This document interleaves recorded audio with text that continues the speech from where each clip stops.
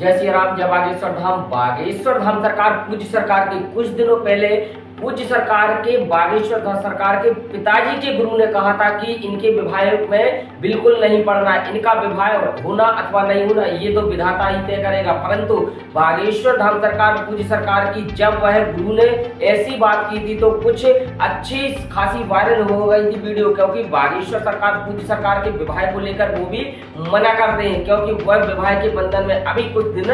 नहीं बनना चाहते, क्योंकि उन्होंने पहले पूर्व में भी कहा है कि विवाह तो करेंगे परंतु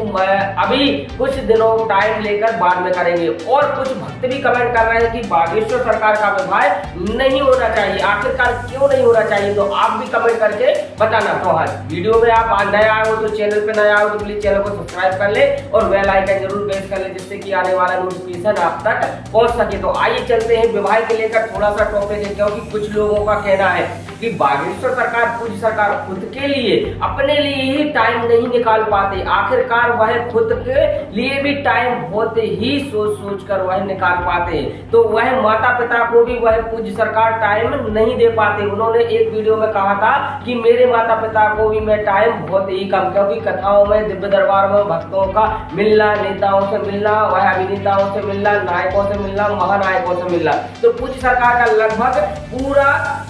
टाइम ऐसे ही निकल जाता। अब पूज्य सरकार की विवाह को लेकर ट्रोल चल रहा है और विवाह को लेकर ही सबसे ज्यादा यह उत्सुकता रहती है भक्तों के मन में कि आखिरकार विवाह होना है तो किससे होना है, यदि हो गया तो वह टाइम कैसे दे पाएंगे। तो एक भक्त का कमेंट आया है, वो कह रहे हैं कि पूज्य सरकार का विवाह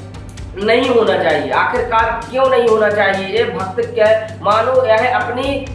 स्वेच्छा से कह रहे हैं कि या फिर गुरुदेव जी की वह स्वेच्छा से, क्योंकि गुरुदेव जी महाराज जी टाइम बहुत ही कम दे पाते हैं और भक्तों से भी मिलना भी बहुत कम पूज्य सरकार का हो पाता है। सभी भक्तों से गुरुदेव जी महाराज जी नहीं मिल पाते। तो वह लिख रहे हैं कि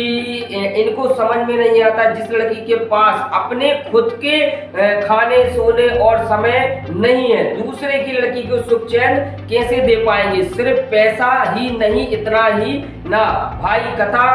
भागवत कथा करते हैं, पैसा कमाते हैं तो पैसे ही दे पाएंगे, बाकी सुख चैन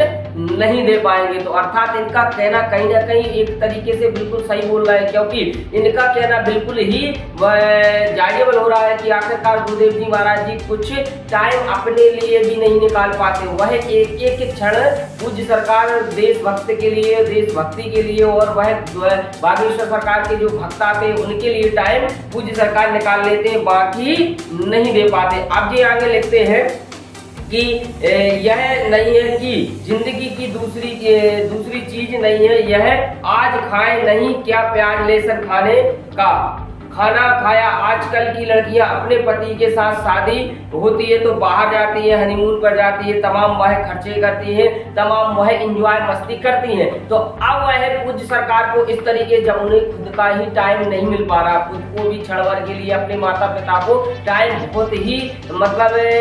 महीने, 2 महीने, 4 महीने में निकाल पाते हैं, तो वह अपनी मारे अपनी पत्नी को कैसे टाइम निकाल पाएंगे। तो अर्थात कहने का बात तात्पर्य होता है कि आखिरकार पूज्य सरकार विवाह करेंगे तो फिर विवाह के लिए यदि बंधन में बंधेंगे तो वह उनके लिए एक तरीके से एक जंजीर हो जाएगी, जो वह जंजीरों से उनको बंधन हो जाएगा, वो वह फिर पूज्य सरकार वह भक्तों को टाइम कम दे पाएंगे या फिर वह अपनी मारे अपनी पत्नी को टाइम कम दे पाएंगे। तो अब इस तरीके से आप भी कमेंट करके बताएं, क्योंकि पूज्य सरकार के विवाह को लेकर काफी ट्रोल है, काफी उनकी शादियों को लेकर काफी चर्चाएं हैं और वह सभी साधु सन्यासी भी चर्चाएं करते हैं कि आखिरकार आप विवाह कर लेना चाहिए। परंतु इस तरीके से यदि गुरुदेव जी महाराज जी जो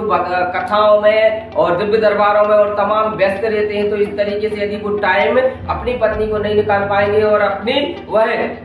सुख चैन कुल गुरुदेव जी महाराज जी का क्षण भर के लिए 2-2 1-1 घंटे सोते हैं, निद्रा में मात्र 2-2 1-1 घंटे की मात्र निद्रा लेते हैं, तो आखिरकार आने वाले समय में यदि विवाह कर लेंगे तो इस तरीके से करेंगे तो वह किसी दूसरी की लड़की की जिंदगी बर्बाद ना करें। ऐसा एक भक्त लिख रहा है, मैं कुछ इस तरीके से नहीं कह रहा हूँ, ऐसा कुछ एक भक्त लिख रहा है। तो आखिरकार आप कमेंट करके बताएं कि आखिरकार विवाह करना चाहिए अथवा नहीं करना चाहिए। तो वीडियो में बस इतना ही, नेक्स्ट वीडियो का जल्दी इंतजार करें। इसी के साथ जय श्री राम, जय बागेश्वर धाम।